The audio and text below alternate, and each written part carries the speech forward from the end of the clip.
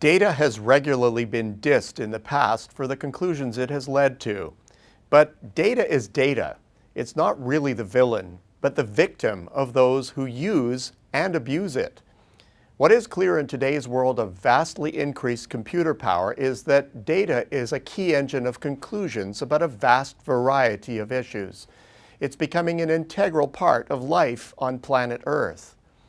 Well, if so, we need to know how to handle it and how to leverage it in our businesses to get the most out of it. Competitiveness is increasingly being defined by how we use data to get the right signals and make the necessary adjustments. Data is also key to a business function that is growing in practical usage and sophistication: forecasting.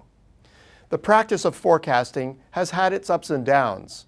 The first models developed to predict the economy were greeted with great fanfare, only to prove a great disappointment, as they could not account for all the possible disruptions economies could and did encounter. Predictive models still have their problems, but advanced techniques are enabling models to self-correct, to automatically refine themselves, in effect, to have onboard learning functions that continuously drive them to greater accuracy. There are applications in the financial world, but also in key artificial intelligence functions, machine learning, and other such applications. This can all sound daunting for the average small and medium-sized business, as it looks like something only the big operators can afford. At the end of the day, it's still the decision maker that's accountable for interpretation and use of the data, which brings me to a key and pretty basic point. There are still some simple data concepts that elude even the well-trained. Take as an example yearly growth. It is used in the economy, in business everywhere, and in countless personal applications. It is calculated by taking the sum of this year's activity over the sum of last year's activity. Simple, right? It's so simple that it can lead to the conclusion that every year starts with a clean sheet, and that everything is based on the growth experienced in each month. Sounds reasonable, but it's not 100% correct.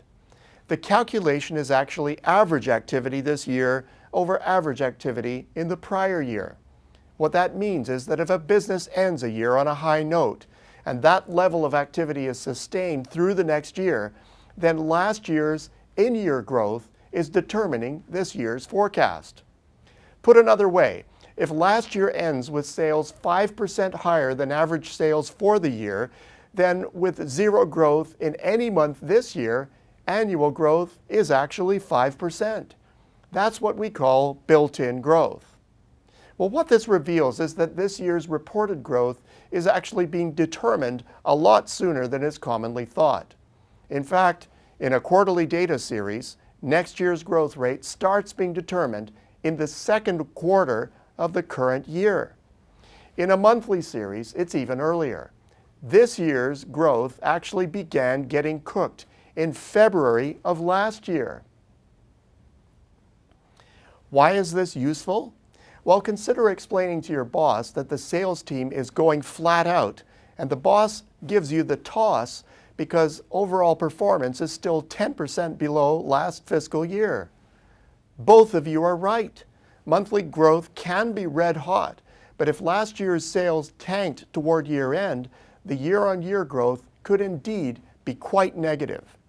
It is amazing how often this simple mistake is made, and sometimes at the highest levels of power. Of course, if the growth path is linear, whether up or down, this whole argument is far less important, as even casual observers will come to the correct conclusions. Where this becomes critical is in times of disruption, which just happen to be make it or break it moments in business, government, and personal finances. The bottom line? Data is not always what it seems to be, but getting it right is becoming even more critically important. As we increase in sophistication, it is important that the ultimate interpreters of this stuff keep a good handle on the basics. Until next week, I'm Peter Hall.